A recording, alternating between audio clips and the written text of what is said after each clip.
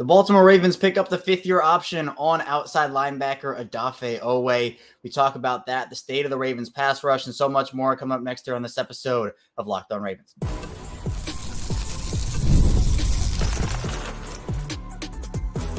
You are Locked On Ravens, your daily Baltimore Ravens podcast. Part of the Locked On Podcast Network, your team every day. Welcome into another edition of Locked On Ravens, your daily Baltimore Ravens podcast.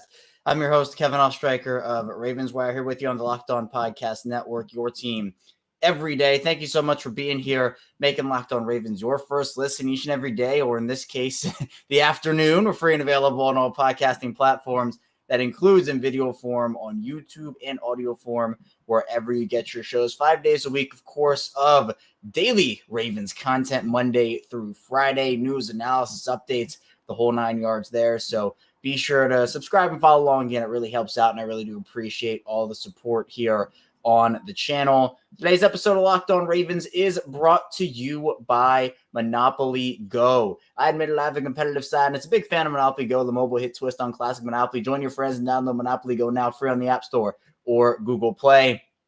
Man, this team just keeps going. It's been a grind, and they're just dropping news left and right. They get the draft all done. Now we have the official word that the Ravens have picked up the fifth-year option on outside linebacker Odafe Oweh. So we're going to be talking about that today. We had a show talking about this morning, 6 a.m., about why the Ravens were big winners throughout the 2024 draft. So be sure to check that out. We're going to be more so pass rusher focused, I'll say, today. So it's going to be exciting talking about everything and diving into it. So we'll talk about the fifth-year option, if it was worth it, and we'll talk about that more tomorrow. But we're also going to be diving into the state of the Ravens pass rushing room, obviously, with the Ravens drafting Adisa Isaac and bringing back Kyle Van Noy. There was a lot of conversation for that as well. Also, not a break of doing live streams. We had a live stream. We did 3 of them in a row, Thursday, Friday, and Saturday. So back on the live stream saddle here on Tuesday. For a second, I thought it was Monday. I don't know why. So if you have any thoughts about the fifth-year option, be sure to comment them in the comments. It's really nice to be able to interact on these live shows. Let's get into Odafe Oweh, fifth-year option. So it gets picked up by Baltimore. Officially, it's 13.2. And so how the fifth-year option works, just to start it off here, it's changed over the last couple of seasons. It used to be there was a set amount based off of where you were picked in the first round. So obviously, first overall pick got the most money on their fifth-year option. 32nd overall pick, they got the least amount. But it's changed for it to be more so of it's a scale where it scales based off of either playing time, accolades. So you now get, it's performance-based, essentially. For both Odafe Oweh and for Rashad Bateman, we'll get into Bateman a little bit throughout the state of the show here, or as it goes on.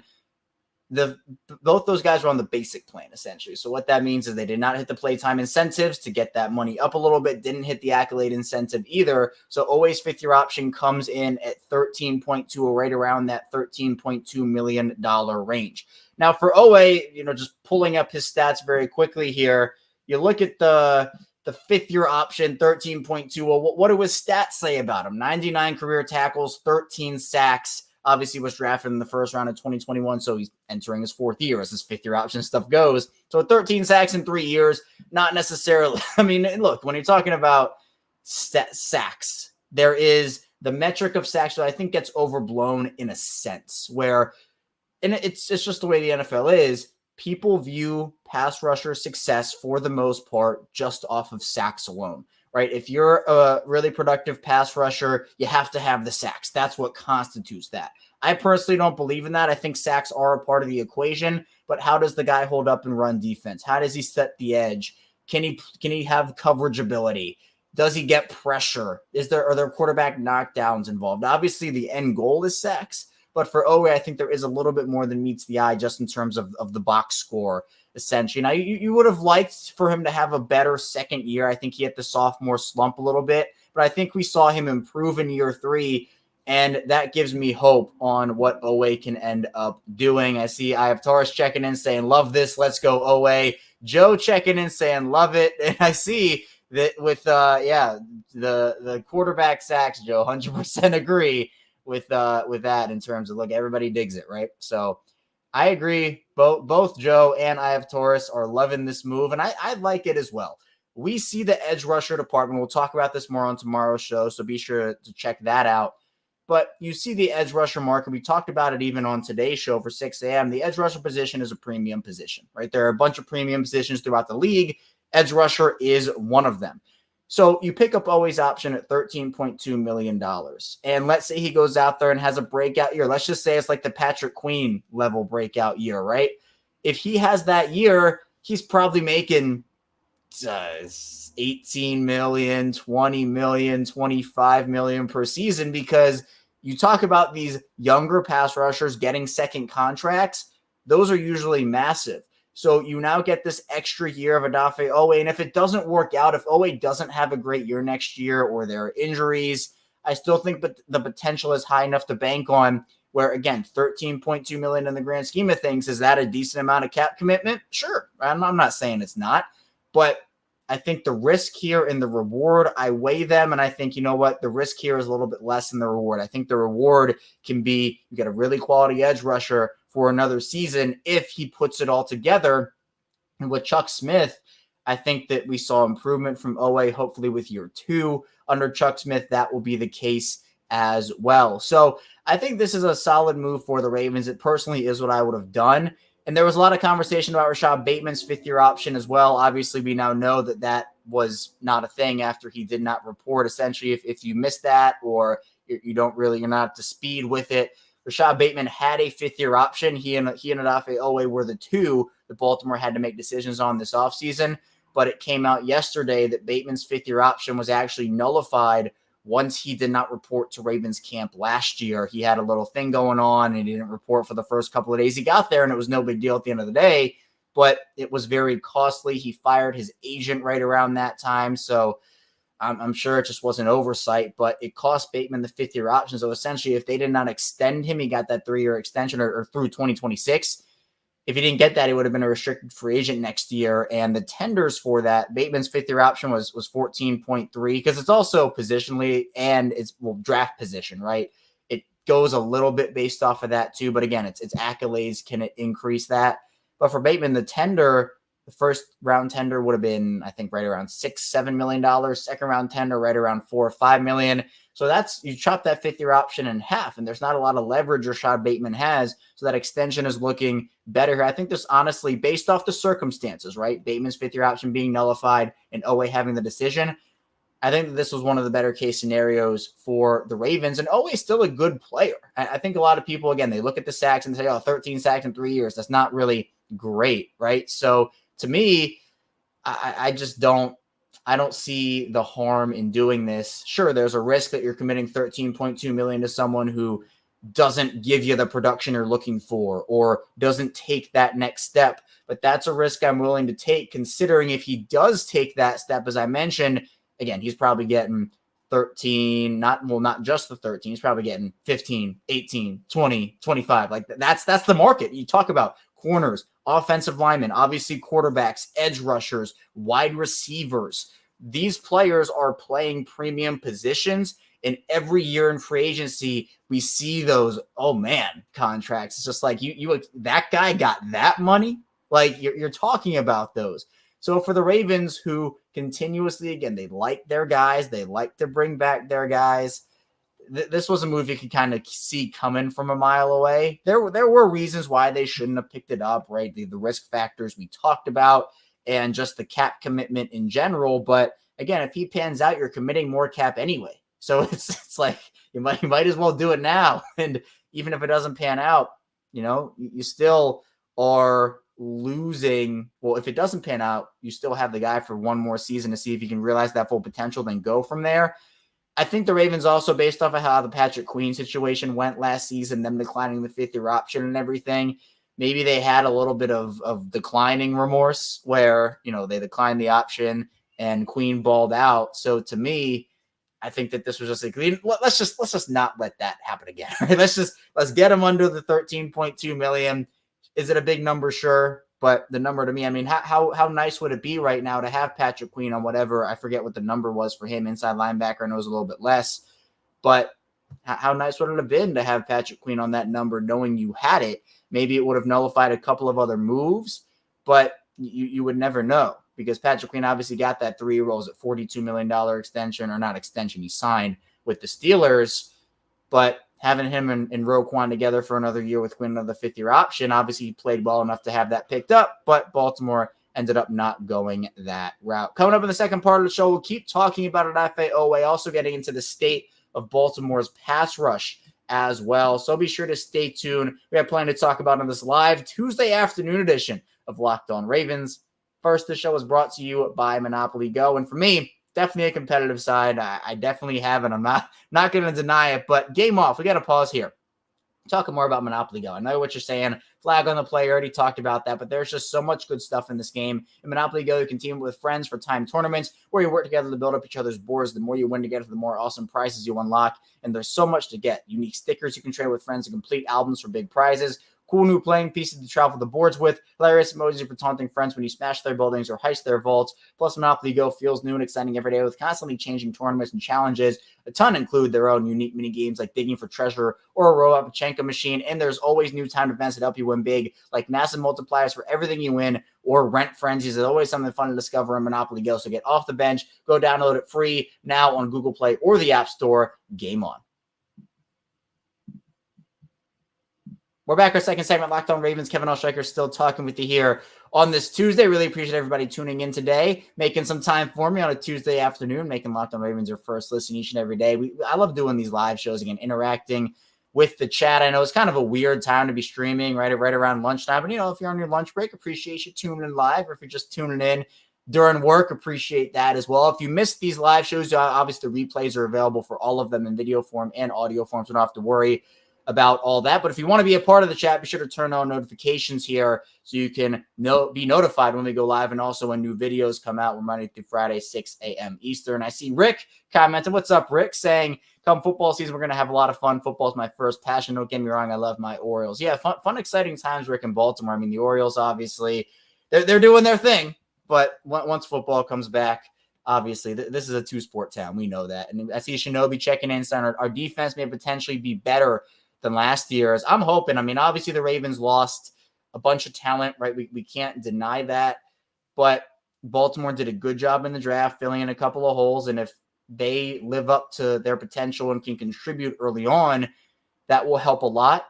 But now you have, the losses, obviously Patrick Queen, Ronald Darby, Geno Stone. We can go down that list a little bit, but we have to remember, everybody, they still have Kyle Hamilton. They re-signed Justin Madubuike. Roquan Smith is there. Marlon Humphrey, Brandon Stevens. They have a lot of talent. They brought back Kyle Van Noy. So it's not like Baltimore has nothing and they lost everybody. Sure, they lost a lot of guys. Like, I'm not saying they didn't, but this Oweh 5th-year option keeps another talented player in Baltimore. Hopefully someone who can put it all together fully, have the full breakout season in year 4, keeps him in Baltimore for another year. I see Joe saying Queen is dead to us. Once Pittsburgh and Baltimore line up, we see that first Derrick Henry and Patrick Queen collision. Oh, the social media talk's going to go crazy. I'll tell you that much. But let's talk about the state of the Ravens pass rushers right now. Let's just go over the room very quickly. It's Kyle Van Noy, Odafe Oweh, David Ojabo, Adisa Isaac, Tavius Robinson, and Malik Ham. I'd call that a pretty solid pass rushing room. Is it the best in football? No. But Van Noy proved a ton of value last season. Obviously, he and Jadeveon Clowney, who is now in Carolina, both those guys, career years in terms of sacks. Van Noy actually had a better sack per game number than Clowney did. But both those guys were valuable, and I think they were valuable in similar ways, but also different. Clowney obviously provided a ton of run support and gave the Ravens a ton of physicality up front, and obviously was a disruptor as well. But Van Noy, I was very impressed with him as a run defender last season and just being a disruptor. And he always seemed like he was in the right place at the right time, right? It just seemed like every time a big play was needed, they needed a third down stop, needed momentum. Seemed like Kyle Van Noy was always there to make a big play.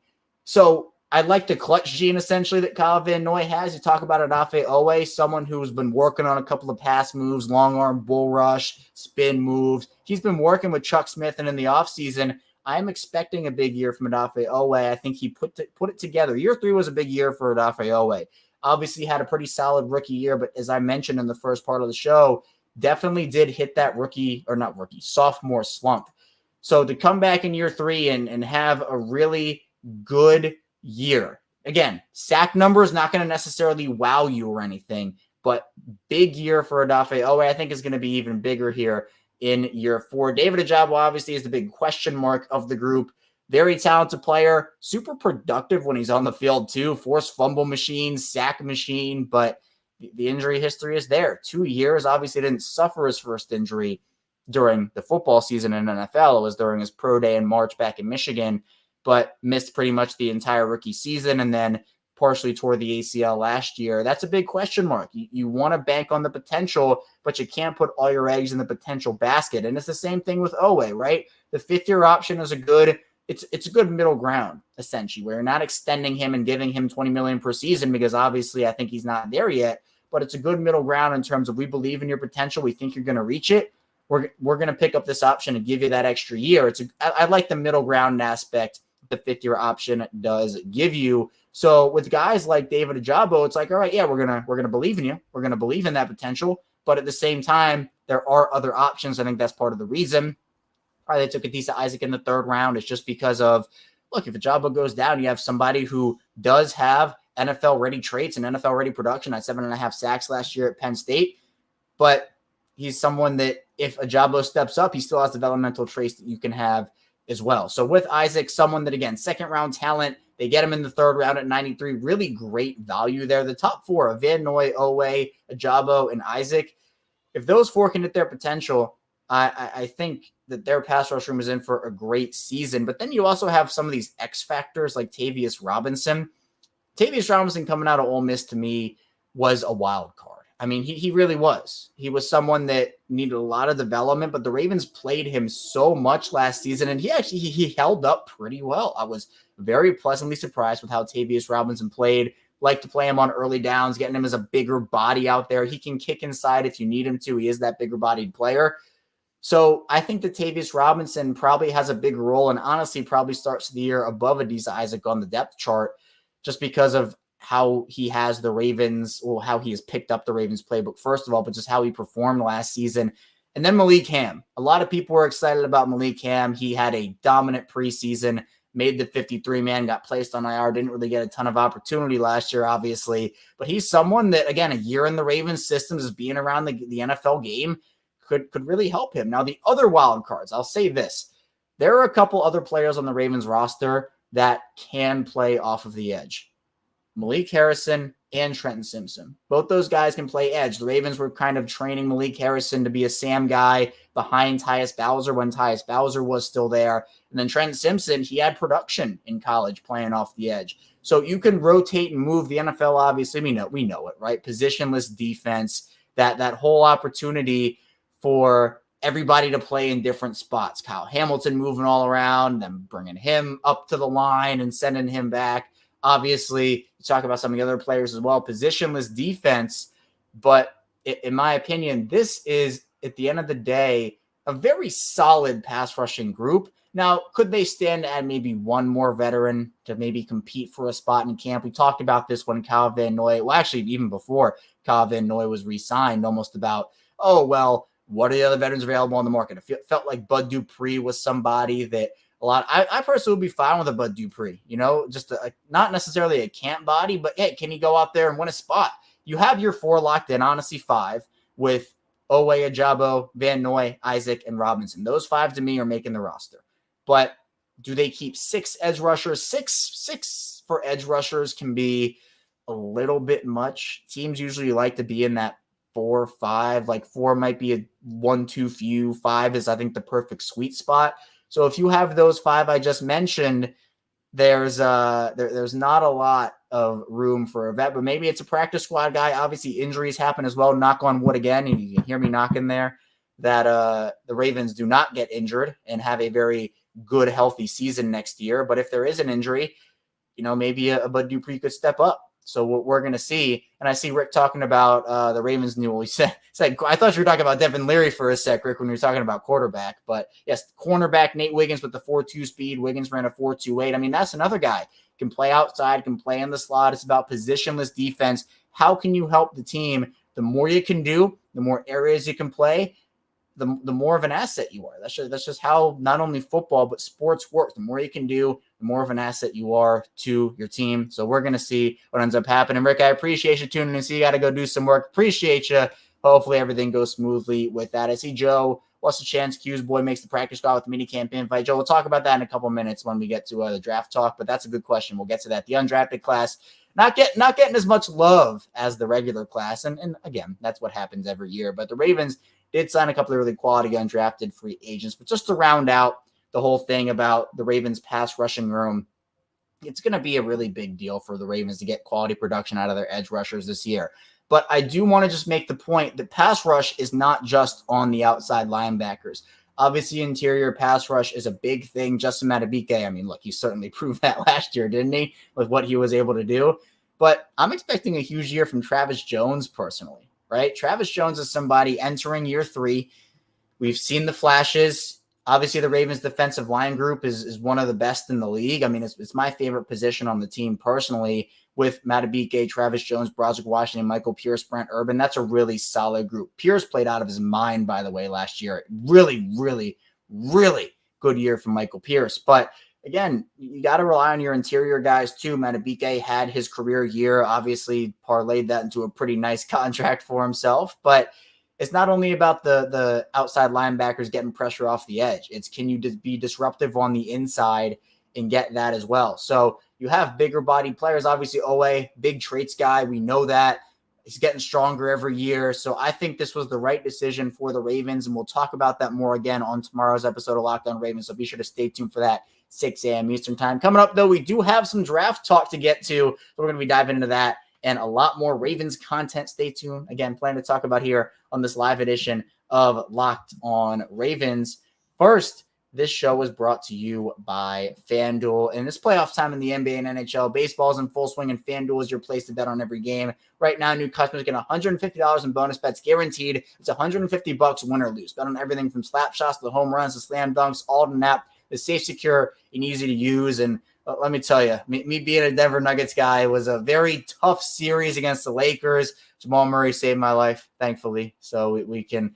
It was Nuggets in 5. If you bet that on FanDuel, you're living large right now. It's going to be Nuggets Timberwolves in the second round. So if you want to get any props in on that, series numbers, do that over on FanDuel. So what are you waiting for? Visit FanDuel.com/lockedon. Make your first bet an automatic win. FanDuel, America's #1 sportsbook. And this show is brought to you by DK Law Group. When you need a law firm, do you want the legal runaround, or would you rather have a no-nonsense approach? Well, you get the latter with DK Law Group. DK Law Group is a Maryland-based law firm who has redefined the legal process with their modern approach. DK Law Group specializes in real estate law, estate planning, business law, and family law. They're tech-savvy, they treat clients like family, and they focus on keeping the legal solutions simple. DK Law Group is a woman-led firm with Diana Kahn at the helm. Diana has been called an unparalleled legal expert by some. One of the things I'll quickly notice with DK Law Group is their transparent pricing. They believe in clarity and cost and no one left in limbo. DK Law Group knows that speed is key. By leveraging technology, DK Law Group streamlines the process to serve you better and faster. Contact DK Law Group today, dklawmd.com. Locked On listeners, call today to schedule a free 30-minute consultation when you mention the tagline, Empowering Legacies. We're back, our final segment of Locked On Ravens. Kevin Ostraker talking with you here on this Tuesday. Again, really appreciate everybody making some time. I know weird live stream time, but we operate on the Ravens timeline. So when the Ravens make a move, a big move, we go live on Locked On Ravens and we talk about it. Really appreciate all the engagement. Always do on the live shows, and love the community. I really appreciate the community we've been building, obviously on YouTube and video form. Started that up a couple of years ago, but before we were in audio form. We're still in audio form. Started up in audio form back in 2019, went to YouTube in 2021, going strong here in 2024. So if you're a video watcher and audio listener, maybe you're both, really appreciate all the support you've given me here over the years. Coming up on 5 years of Locked On Ravens, which is crazy to think about. Never miss an episode. Tomorrow's episode will be 1,238 consecutively on weekdays for me on Locked On Ravens. let's dive into the draft talk. Joe, I see Joe giving me a go Nuggets in the chat. I appreciate you. It was a crazy game last night. Game 2 and game 4, crazy games. Game 5, sorry, crazy. But appreciate you, Joe. But let's get to your comment, Joe. What's the chances Q's boy makes the practice squad with the minicamp invite? He's a player. We talk about big body. He is a bigger bodied player. I actually like him a lot just in terms of his ability to go up there. He didn't get a ton of opportunity in college. He produced in his last season.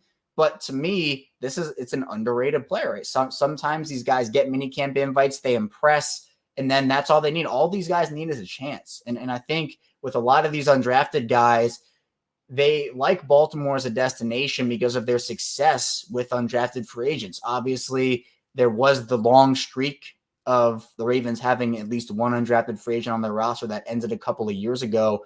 But there has been consistent success in Baltimore developing undrafted guys.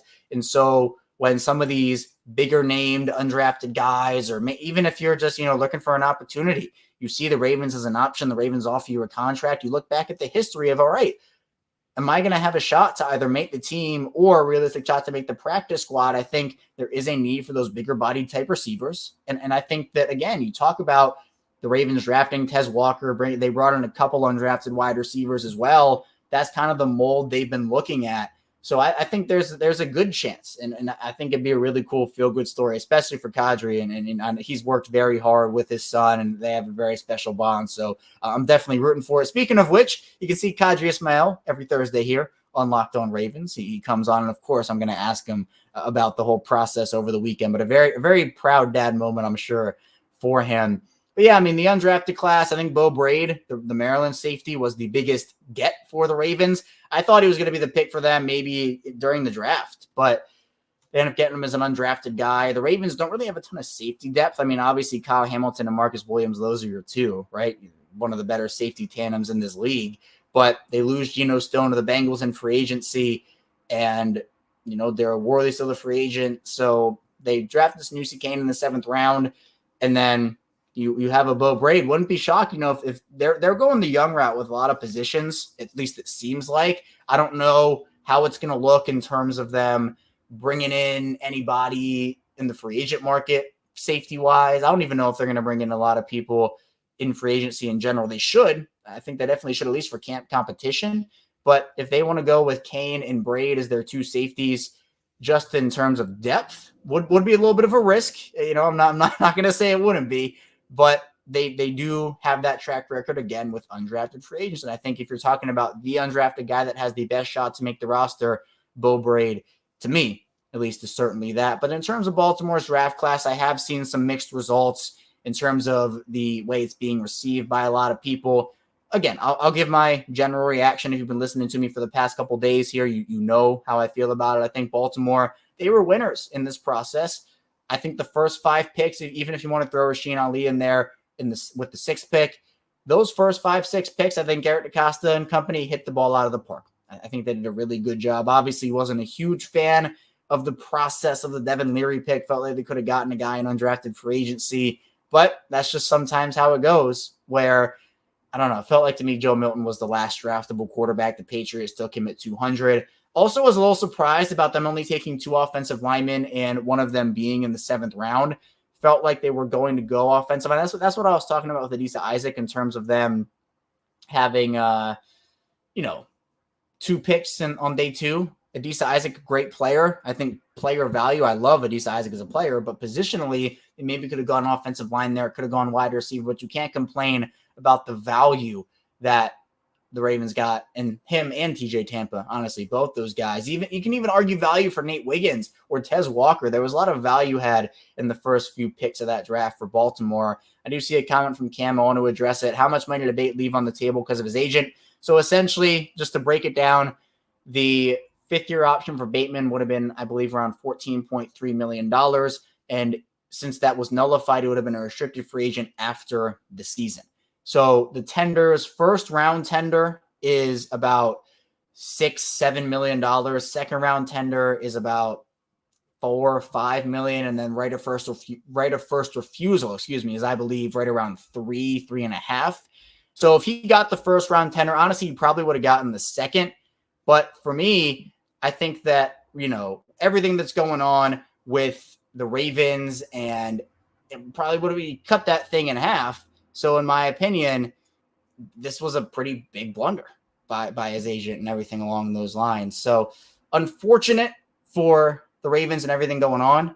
Or I think it's fortunate for Bateman, honestly. The Ravens got a pretty good deal, but I think the Ravens helped out Bateman a ton. And I see Cam saying there's a possible our defense is actually improved with Queen and Stone leaving and EDC ain't done cooking. I don't think he is. I think he's going to sign a couple more guys. I think he should sign a couple more guys. I think it's going to come down to the younger players, right? Can Trenton Simpson step up? Are they going to bring in safety depth? Can Odafe Oweh put it all together on the fifth-year option, or knowing he now has a fifth-year option? So sometimes there is, in fact, there is a mental game to football of like, if Odafe Oweh, for some players it works this way, sometimes it doesn't. But what if, and Odafe Oweh didn't get the fifth-year option picked up? Does that put some doubt in his mind? Does that have that creep up into his mind? Believing in a player can do wonders, and the Ravens picking up his option signals that they believe in him. Now, obviously, Patrick Queen got it declined. He balled out. It's not the same for everybody. But the Ravens defense, I know they lost a lot of players. I don't think it's going to be as steep of a drop-off as some people are predicting because, again, you reinforce in the draft. You still have the stars, Kyle Hamilton, Justin Madubuike, Roquan Smith, Marlon Humphrey, etc. So I think the Ravens defense will be just fine. That's all I have here today, though, on Locked on Ravens. Really appreciate everybody tuning in. Be sure to subscribe here, video form, audio form, follow along the whole 9 yards. Coming up tomorrow, we'll be back. More Ravens content, of course. Keep talking about Odafe Oweh's fifth-year option here. We'll be keeping that conversation. Stay tuned. I'll see you right back here tomorrow on Locked on Ravens.